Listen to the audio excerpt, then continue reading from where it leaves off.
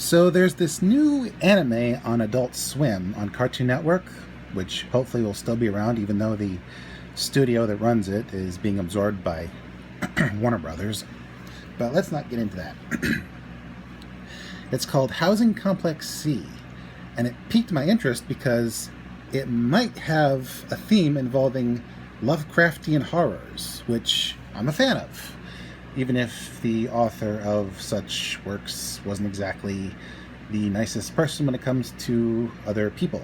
And actually, some of the themes in this show kind of reflect the foibles of the author H.P. Lovecraft. But let's not get into that. Episode 1 starts with a flash forward to this muscle-bound guy with crazy fishy-looking eyes, running after two girls, 9-year-old Kimi and 10-year-old Yuri. And he chases them into a cave and corners them, only to get walloped by the father of, I believe, Yuri. And then we get a flash back to that same cave where a girl that looks like she's dressed up as a princess watches as samurai slaughter a bunch of peasants, including a young girl that might be the princess's friend. She lets loose a horrible scream which shatters the weapons of the samurai and turns the samurai to dust. Then, flash forward to the present. Well, present at the time. Mid-August of 2000. It's a very hot summer, and the old codgers of Housing Complex C are complaining. While one is watching a funeral procession up some gates in Japan, because that's where they are, in Japan, and he spots something moving on the cliffside underneath the funeral procession. Underneath the funeral procession. I can't talk today. And it almost looks like a fish with arms and legs. And it almost looks man-size. Curious. But he writes it off as an optical illusion. Meanwhile, 9-year-old Kimi is enthusiastically complaining that it's really hot and she's gonna die of being set on fire and whatnot. Just basically silly kid stuff. But then she has an idea. Shaved ice. Luckily, the old storeroom, which used to be a World War II shelter, has various electronics, and one of the old codgers, who used to be a soldier, should be able to get it up and running. They just have to go down there and get it. So, 9-year-old Kimi and 3 old codgers go into a cave that doubles as a storeroom. And all my red flags are going because I'm American and this does not seem kosher. But eventually they find the device, and they even find out that the back of the shelter / storeroom is some sort of old temple. They also find the remains of a mummified dog. And this isn't some ancient creature. This is a dog from the present that somehow was mummified.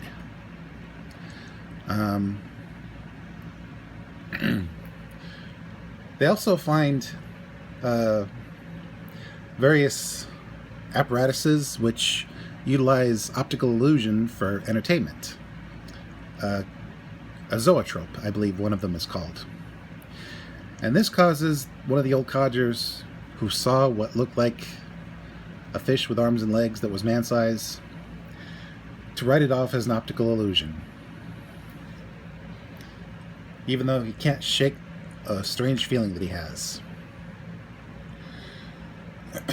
Meanwhile, things are getting shaken up in Housing Complex C because a bunch of foreign interns working for one of the companies around Japan and studying new technologies is getting bussed in. And at first I thought from their accents they might be Russian or Czech, but according to the Wikipedia entry, they're actually Middle Eastern.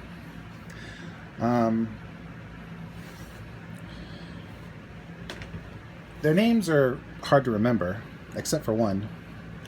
But the representative of the group that I'll call Slim is very polite, and another member of the group, a big old musclehead with crazy-looking, fishy-looking eyes, which I'll call Muscles, seems to be something of a simpleton, but he's also very well-mannered and well-natured. He even saves Kimmy when she slips off one of the higher floors of the building, and she's prevented from splatting on the pavement. Meanwhile, the people in charge of these foreigners, who the old lady of the building doesn't like, the wife of one of the old codgers, well, the representatives of that group are Japanese. A family, a husband, a wife, and a daughter, Yuri, who's 10 years old and obsessed with technology. Kimi and Yuri meet one night while Kimi is pretending her hands are a telescope and looking through said telescope at the forest, which seems to have weird eye-like red lights in its depths, which is weird. Also, earlier that day, fish are discovered around the complex, and luckily the old codgers clean it up before anyone notices. Meanwhile, Kimi and Yuri decide to go exploring at night, which is never a bad idea. Holds up sarcasm sign. They go exploring the storeroom / cave shelter / temple, and Kimi scares Yuri with the dog mummy from earlier, and then some strange figure pushes past them out the front opening of the cave, and they get spooked and leave, but not before finding a pen that belongs to Yuri's family. Namely, that belongs to one of the younger members of the building. A lady whose son has become a shut-in and is studying Cthulhu mythos and is making weird drawings, some of which Kimi and Yuri noticed in the cave, which is what partially spooked them. So they return the pen, and they get a nice drawing of the two. Apparently this guy is a really good artist. I mean, he could draw comics, or he could work for Disney Studios, who knows. But the morning after the cave encounter, something strange happens. The lady with the shut-in son, she doesn't show. So Yuri decides to check and see what's going on, finds the house unlocked, and walks in to discover a strange pile of moss in the shape of the shut-in at his computer, which doesn't make sense. Meanwhile, the old lady gets freaked out by this weird chanting coming from the room that the interns are using. The Middle Easterners, by the way.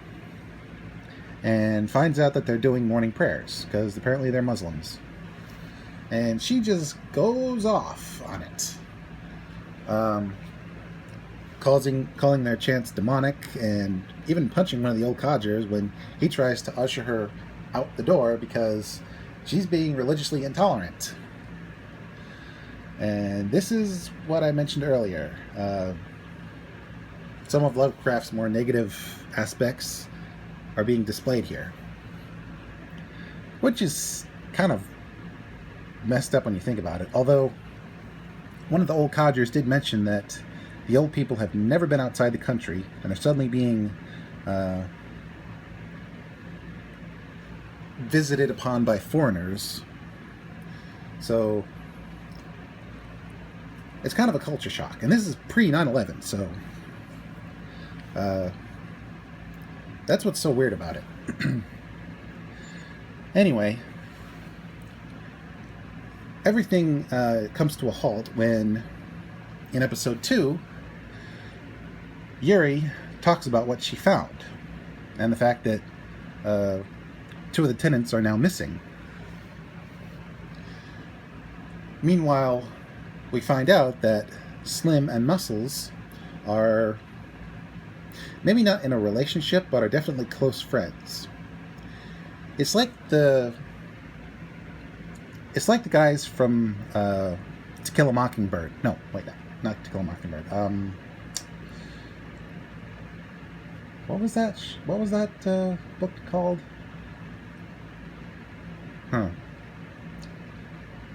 Well, anyway,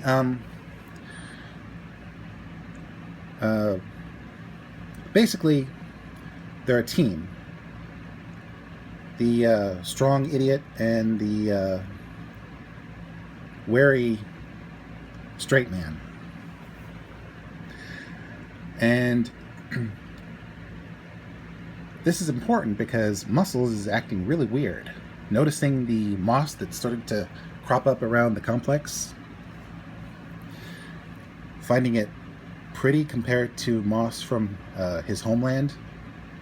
I didn't think moss grew in the Middle East, but I guess it does. Meanwhile, one of the codgers had earlier found a strange rock with a weird symbol on it inside the cave. And he's trying to study and find out what it means. Meanwhile, the shaved ice is ready. All they need is syrup. So the tenants ask Muscles and Slim to make up some of the syrup from ingredients they may have from their homeland, which they're happy to do. You know, sort of participate in Complex C camaraderie. But there's a mystery going on. More and more fish are showing up in piles around the complex. And it's revealed that Muscles has been clearing them away. And fish aren't all that's been cleared away. He ends up leading the old codgers to dead animals, chickens, a raccoon, I think, and even a headless dog. And they decide that whoever or whatever has been leaving these offerings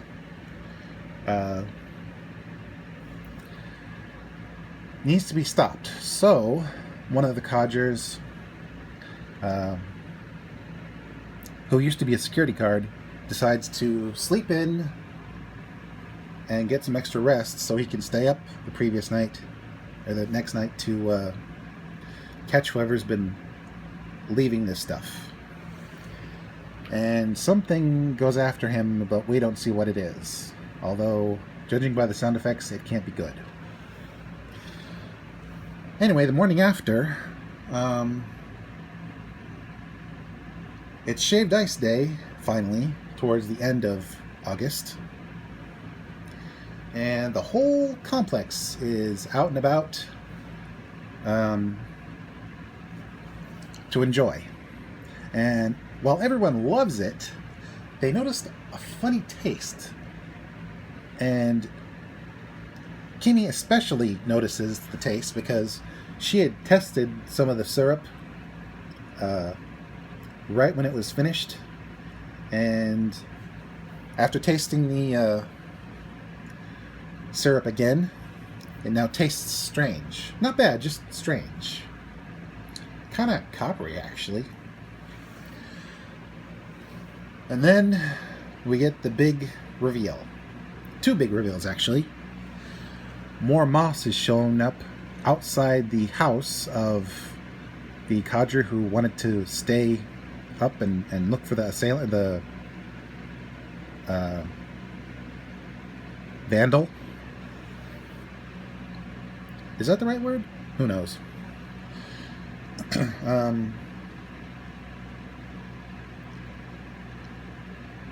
Yeah. The codger's nowhere to be found, and all there is moss, including some inside his house. Meanwhile, another one of the codgers checks the syrup for the shaved ice and discovers the head of a dog inside it. And with that is the end of episodes 1 and 2 of Housing Complex C. When next we meet our motley crew of young and old tenants, things probably start to heat up, because I'm going to do this review as each episode happens and not waiting for a whole block. The only reason I started with episodes 1 and 2 is because I accidentally watched episode 2 first, and I had to go looking for episode 1 online. But the thing is, episode 1 was just a wee bit bloody in the beginning, so that's why I guess Cartoon Network skipped it, because for some reason it didn't show up on my DVR. So until episode 3, this is Mr. J signing out and reminding you, there are things in the deep parts of the ocean and other parts of the world that humans weren't meant to mess with. And don't listen to Lovecraft, because not all foreigners are bad.